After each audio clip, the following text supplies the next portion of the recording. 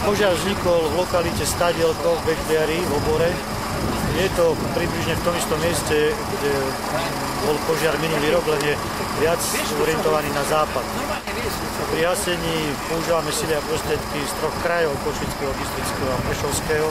Sú tu letecké moduly Východ, sú tu vrtuľník Ministerstva obrany a vrtuľník Ministerstva vnútra je pripravený na vzlet v ranných hodinách. Máme tu asi 60 ľudí, približne 15 cisterien, ďalšiu špeciálnu techniku. Požiar sa nám podarilo v úvodných fázach uhasiť na západnej strane, kde sa začal šíriť cez hrebeň do ďalšej doliny.